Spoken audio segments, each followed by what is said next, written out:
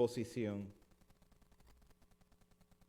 Dice así Juan capítulo 17, versículos 11 al 16. Y ya no estoy en el mundo, mas estos están en el mundo y yo voy a ti. Padre Santo, a los que me has dado, guárdalos en tu nombre, para que sean uno, así como nosotros. Versículo 12. Cuando estaba con ellos en el mundo, yo los guardaba en tu nombre. A los que me diste, yo los guardé, y ninguno de ellos se perdió, sino el hijo de perdición, para que la escritura se cumpliese. Pero ahora voy a ti, y hablo esto en el mundo, para que tengan mi gozo cumplido en sí mismos. Yo les he dado tu palabra, y el mundo los aborreció, porque no son del mundo, como tampoco yo soy del mundo. No ruego que los quites del mundo, sino que los guardes del mal. No son del mundo, como tampoco yo soy del mundo. El título de este mensaje es El gozo de la redención. El gozo de la redención está atado al gozo del Señor. ¿Cuánto sabemos de la redención? ¿Cuánto apreciamos de la redención? ¿Cuánto conocemos acerca de esta hermosa salvación? Vamos a tener ese gozo, vamos a poder disfrutar, deleitarnos del gozo del Señor. La realidad, como oraba hace unos minutos, es que olvidamos el gozo del Señor. Somos muy propensos en nuestra naturaleza caída a que cada vez crezca nuestra dependencia en nosotros mismos y terminamos olvidando el gozo de la redención. Olvidamos que esto es un plan de Dios para nosotros. Cada vez que el pecado se manifiesta en nuestra vida y escuchamos la voz del acusador que viene a imponer la ley en contra de nosotros, lo primero que sucede en nuestro diario vivir es que desaparece el gozo del Señor. Desaparece ese deleite de apreciación por aquello que Dios ha hecho por su pueblo, por esa compra que ha logrado con precio alto del Hijo de Dios. El salmista lo oraba y decía: devuélveme el gozo de mi salvación. ¿Por qué? Porque había pecado contra Dios, porque había olvidado y había sido lleno de culpa, había olvidado de qué se trata esta redención.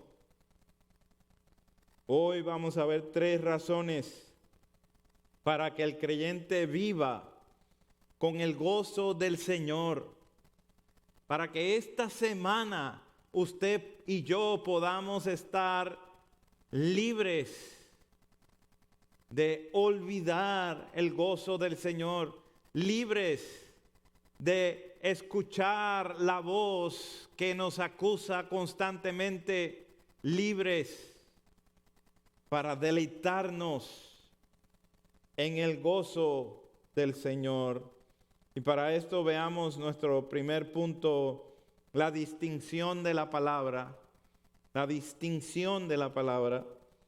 Y dice el versículo 13, ahora voy a ti.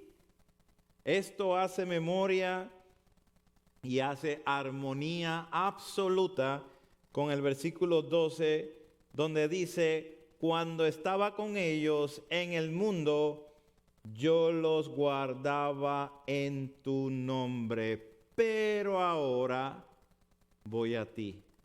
Ahí está la conexión. Por causa del regreso de Cristo Jesús a su casa, a la diestra de Dios, Jesucristo ruega al Padre que guarde a los que el Padre le dio en su nombre. Que los guarde, que los proteja. Jesús va a regresar a su casa, va a regresar a la casa de su Padre, no solamente porque es su Padre, no solamente porque es su lugar, sino porque lleva a aquellos que compró con precio de sangre, porque quiere que el Padre los guarde, porque quiere que el Padre los proteja. Jesús regresa al Padre no solamente porque es su Padre, no solamente porque es su lugar, sino por causa de los cristianos. Su regreso no solo será como el Hijo, sino como el mediador. Jesucristo va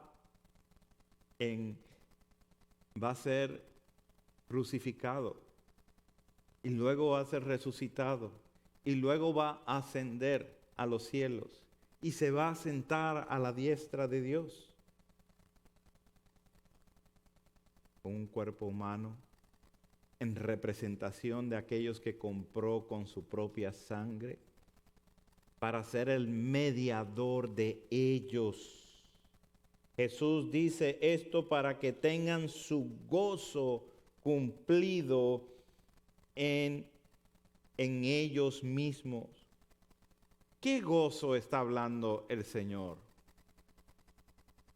Dice, mi gozo, el gozo del Señor, porque regresa a su Padre con la victoria lograda en la cruz. El gozo del mundo venidero, donde Cristo está sentado a la diestra de Dios Padre, y los que son de Cristo estarán juntamente con Él, porque donde está Cristo, ahí estarán sus cristianos. Este gozo está arraigado al dolor presente de la horrenda cruz, pero con un deleite fijo en lo que está por delante. A ver, vamos a poner nuestras mentes en estos momentos, a capturar nuestros pensamientos.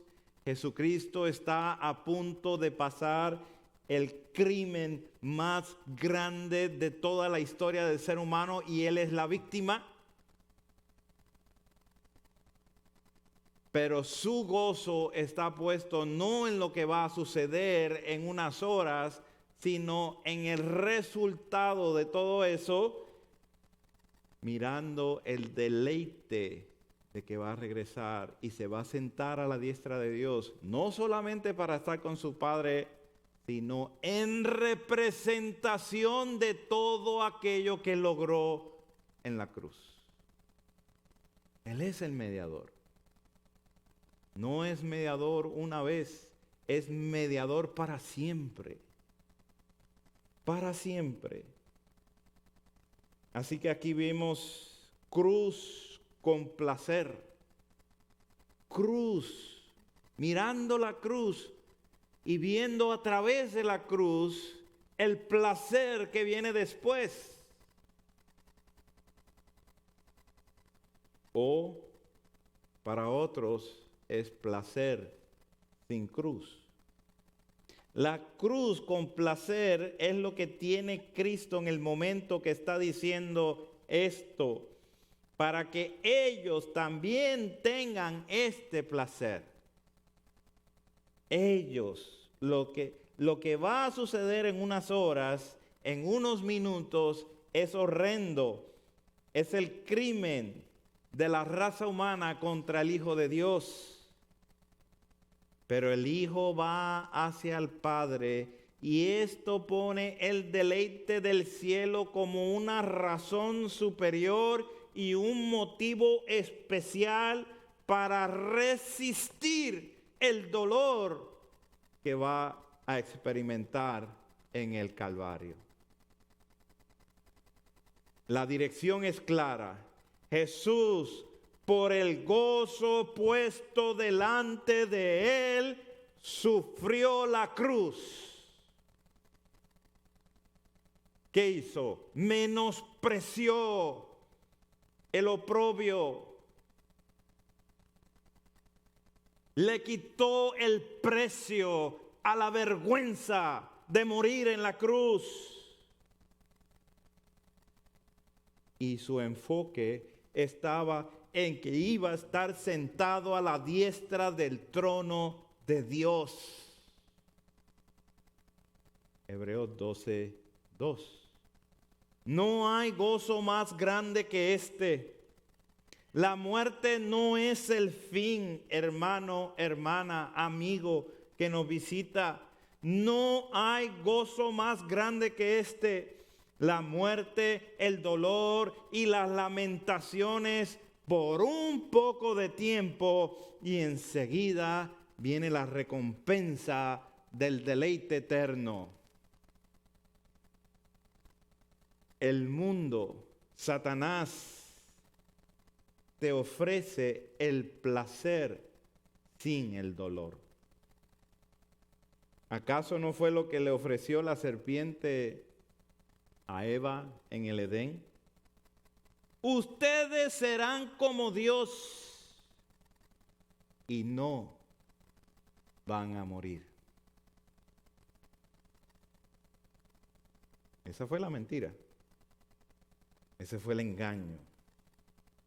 El mundo constantemente está predicando esto mismo. Placer ahora y no te preocupes por la muerte. Es más, ni lo pienses. Disfruta tu vida. Disfruta el placer. Busca vivir para ti. Satisface tus deseos. Busca que todo sea para ti. Que tu futuro te lo ganes felizmente. Olvídate de tu Creador. No lo escuches. Porque ciertamente no morirás. Es el mismo tema de hace miles de años atrás que ocurrió en el jardín del Edén. Aquí es donde se separa todo, porque quiero preguntarte en esta tarde, ¿a quién le crees? ¿Cuál es la voz que estás escuchando? ¿Crees en la prédica del mundo? ¿Crees en el placer sin la cruz? Esta enseñanza es claramente diabólica. Satanás es el autor y está diseñada para que ignores la palabra de Dios. La que dice que ya está establecido para los hombres que mueran una sola vez y después de esto el juicio. Hebreos 9:27. ¿O crees en la prédica de la palabra de Dios, que es la cruz con el placer? Y si es así, amada iglesia, ¿dónde está tu gozo puesto hoy? ¿Dónde está tu deleite hoy? ¿Estás disfrutando del gozo de la redención que ha logrado Cristo a tu favor? ¿Estás esperando la recompensa eterna? ¿O estás viviendo como los demás? No existe tal cosa.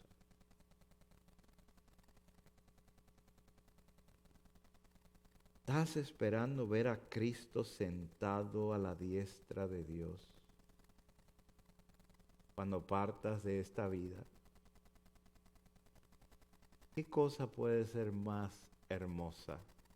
¿Qué cosa puede ser más atractiva? Esta es la distinción de la palabra. Jesucristo pide al Padre que sus discípulos y todos los que van a creer por su palabra de ellos experimenten el mismo gozo que tiene Jesucristo cuando está a punto de enfrentar su cruz. No miren lo que tienen al frente, el dolor, la cruz, el sufrimiento, la lamentación. No, miren lo que viene después, es el deleite eterno. Este sufrimiento es real. No estamos tratando de eliminar que sí vamos a sufrir, y esto por causa de la misma palabra que el Señor nos ha dado, la palabra que nos ha revelado, la que nos ha abierto para que le conozcamos. Y el mundo, dice el versículo 14, el mundo nos aborreció.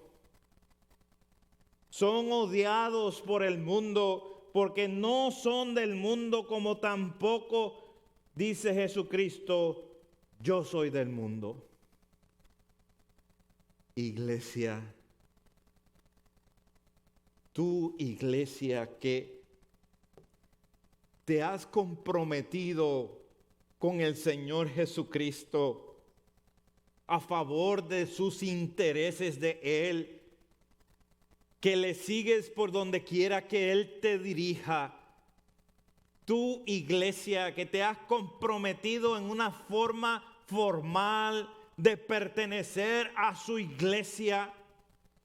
Tú, iglesia, cuando viene la aflicción, pon tus ojos en Jesús, que es el autor y consumador de nuestra fe, y recordemos lo que Él pasó mirando el deleite de la salvación de nuestra vida. Es cierto, somos débiles, pero el Señor ha demostrado la realidad del deleite. Él ha demostrado que mientras Él se prepara para sufrir, está gozoso y quiere que los suyos disfruten de ese mismo gozo por esa palabra que nos ha dado.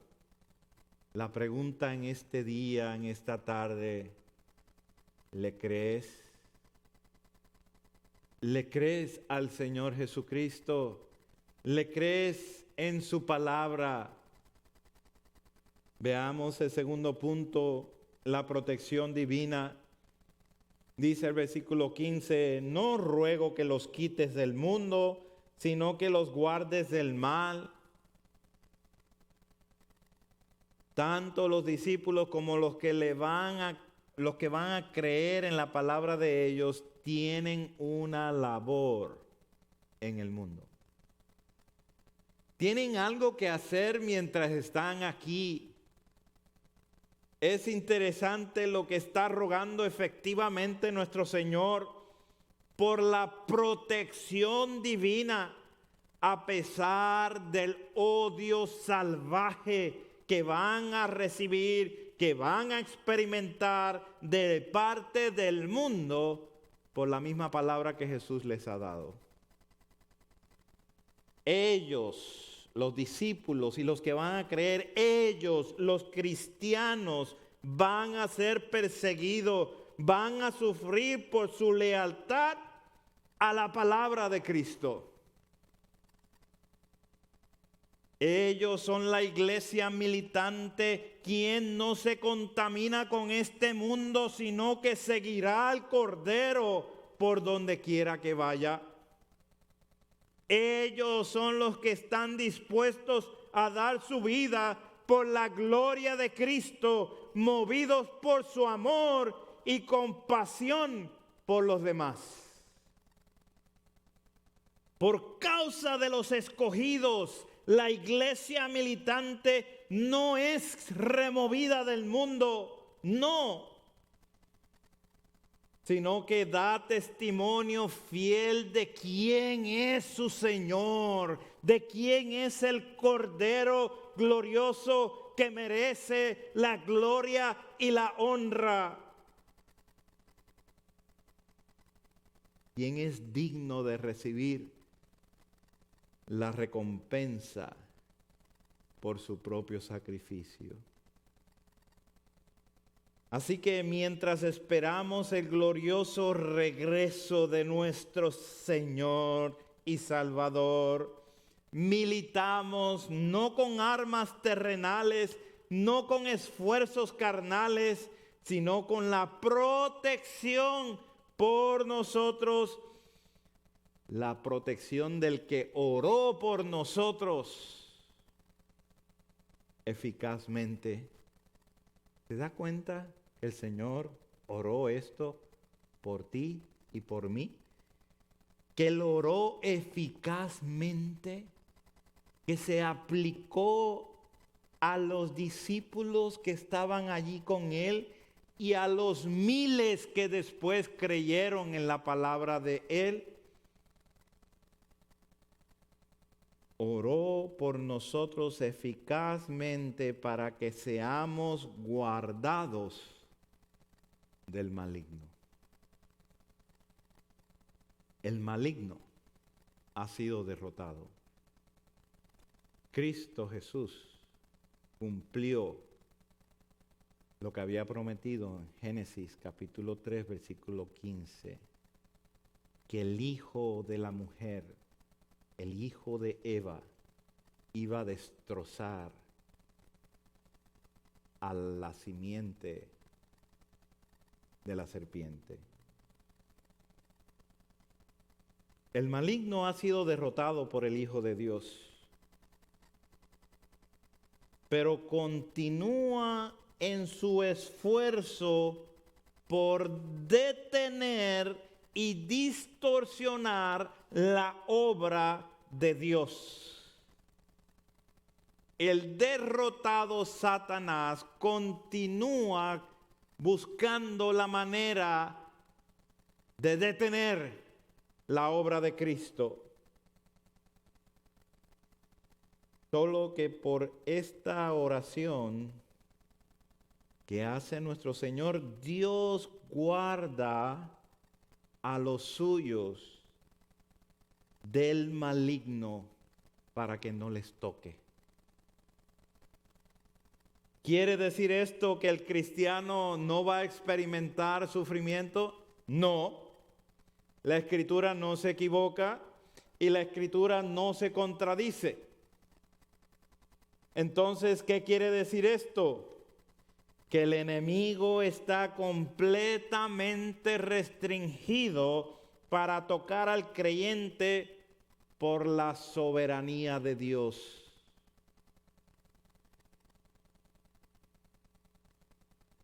Lo vimos en Job. Dios le dio permiso para que hiciera X cantidad de cosas. Y de ahí no se podía pasar. Lo vimos en Pedro, cuando el mismo Satanás lo pidió para zarandearlo. Pero el Señor rogó para que su fe no falte. El mismo Señor que declaró que su iglesia no iba a ser derrotada por las puertas del infierno, porque es guardada por el poder de Dios. por la soberanía del Santo. Y eso nos lleva al tercer punto, la pertenencia salvadora. La pertenencia salvadora. ¿Qué debe producir en el creyente el saber que es guardado por Dios? Gozo, agradecimiento. Pero ahora voy a ti, dice el versículo 13, y hablo esto en el mundo para que tengan mi gozo cumplido en sí mismo. ¿A pesar de qué? A pesar de que el mundo los aborreció, como dice el versículo 14, porque no son del mundo. Por amor a los hermanos, los creyentes están aquí en el mundo militando, pero no son del mundo porque no le pertenecen al mundo, le pertenecen a Cristo. Todo esto, versículo 16, porque no son del mundo. Esto habla de la pertenencia salvadora. ¿A quién le pertenecemos cuando hemos sido comprados con alto precio? Pregúntese usted, evalúe su corazón hoy. ¿A quién le perteneces? ¿De quién soy? Los israelitas salieron de Egipto pero la mayoría, Egipto nunca salió de ellos. Se calcula en los millones cuando Moisés fue usado por Dios para liberar al pueblo de Israel de la esclavitud de Egipto. Pero vemos que en su trayectoria en el desierto, Egipto nunca salió de ellos. Ellos vieron cada desafío como una manera para quejarse, no para dar gracias, sino para quejarse. Estimaron más las cosas de Egipto, la conformidad y las rutinas que tenían que ponerse a caminar hacia una tierra prometida. Decían, nos hubiéramos quedado allá, porque aquí en el desierto vamos en algo que no hemos visto, vamos tras aquello que no conocemos. Es cierto, cuando viene la prueba, nuestra identidad es lo primero con lo que somos confrontados. ¿A quién le perteneces? ¿A quién le pertenezco? ¿Al mundo? Después de haber escuchado la palabra del Evangelio, eso es una afrenta al Espíritu de gracia.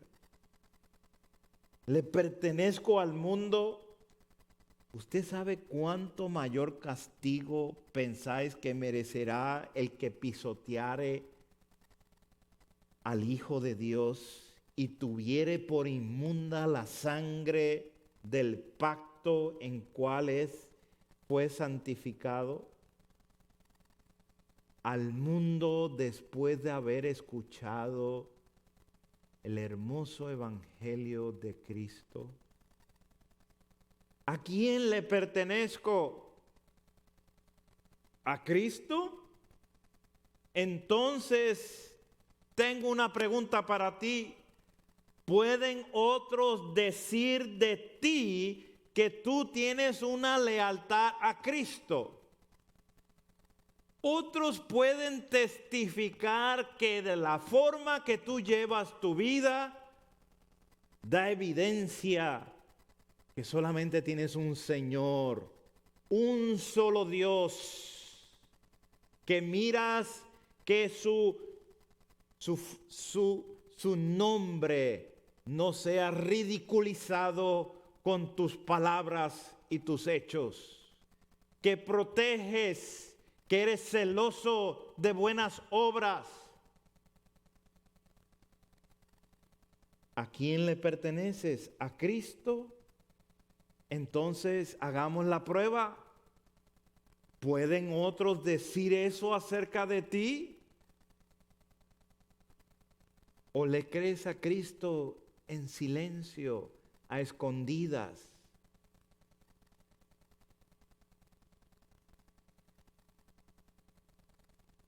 No te estoy preguntando si le crees a Cristo. Te estoy preguntando con quién tú tienes lealtad, a quién le perteneces, a quién le rindes cuentas. ¿Es a Cristo? ¿Sueñas por sus propósitos de Él? ¿Estás preocupado que el lugar donde tú vives, incluso tu propio hogar, sea una representación de lo que es el Evangelio, del poderoso Evangelio que hace vivir las vidas para Cristo y buscan el porvenir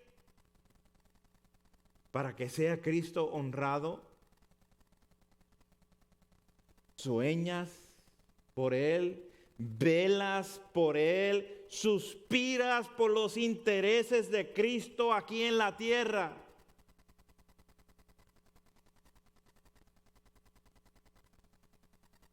¿Quieres ser parte de todo el plan de Dios, de que la tierra sea llena del conocimiento de Dios? ¿O te da igual? Que no hay una sinceridad en tu corazón. Quiero en este día llevarte a esta evaluación, porque si no estás calificando correctamente si eres de Cristo, lo más seguro es que no lo seas.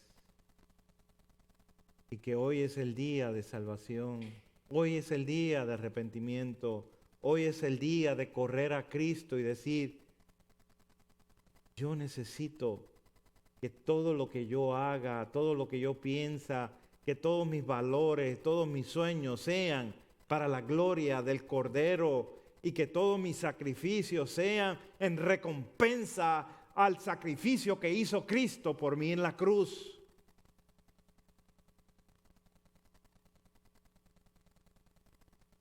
Vuelve al desierto como los israelitas.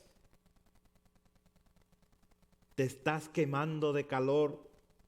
No tienes que comer, no tienes que tomar, y solo te sostienes por la porción que Dios te da, y actúas como si no hubiera nada en la tierra al otro lado del desierto. Como si no hubiera una tierra prometida, como si Dios no hubiera dicho: tú terminas en esta vida y al despertar vas a ver al Hijo de Dios sentado en representación tuya a la diestra de Dios como el mediador. ¿Dónde está tu lealtad a ese Cristo que confiesas?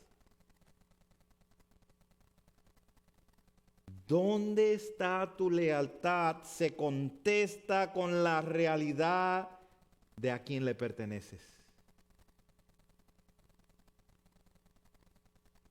No vamos a ver a quién le perteneces. Eso es algo invisible. Lo que sí vamos a ver es a quién le tienes lealtad.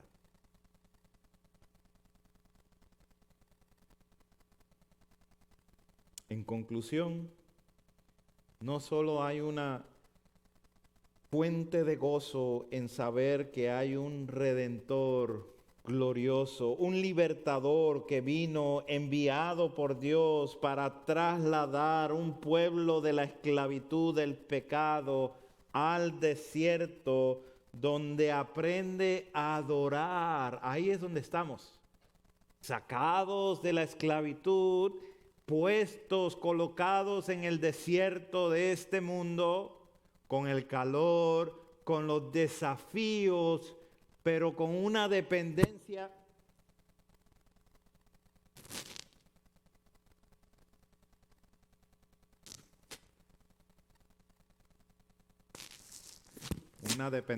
muy alta en ese Dios glorioso, único, verdadero, que los desafíos del maligno por causa de la palabra hace que disminuya tu capacidad de tener gozo. El Señor nos ha dado todas las razones por cual podemos gozarnos en Él. Todas. Dice la pregunta número 1 del Catecismo de Heidelberg: ¿cuál es tu único consuelo tanto en la vida como en la muerte? Tu único consuelo, si vives o mueres, ¿cuál es? ¿Qué es lo único que conforta tu alma? Te la voy a leer la respuesta. Que yo, con cuerpo y alma, tanto en la vida como en la muerte, no me pertenezco. No me pertenezco a mí mismo, sino a mi fiel Salvador Jesucristo. Ese es el verdadero consuelo. Ese es el verdadero gozo, saber que Él nos libró del poder del diablo, satisfaciendo enteramente con preciosa sangre por todos mis pecados, y nos guarda de tal manera que la voluntad de Dios es el que nos lleva hacia adelante, guardando cada uno de nuestros pasos, y nos asegura la eterna salvación, la tierra prometida, por medio de su Espíritu Santo, que es el depósito, la anticipación de esa tierra, de ese nuevo mundo. Hoy hemos visto 3 razones por las cuales nosotros podemos vivir en el gozo del Señor, pero necesitamos entrar en esa relación. Necesitamos entrar en esa indicación, en ese consuelo, si verdaderamente nos pertenece o si le pertenecemos. Si estamos agradecidos a Dios por la cruz, el desierto que tenemos adelante de nosotros, pensando que más adelante sí existe una tierra prometida y que más adelante las promesas del Señor son exactas y precisas para cumplirse. Si es así, glorifica al Señor y pídele que con ese ánimo: Dios, no me permitas olvidar el gozo de la salvación. Y si no es así, hoy es el día de la salvación. No permitas tú que termine este día antes de hayas puesto a cuentas con el Señor. Oremos.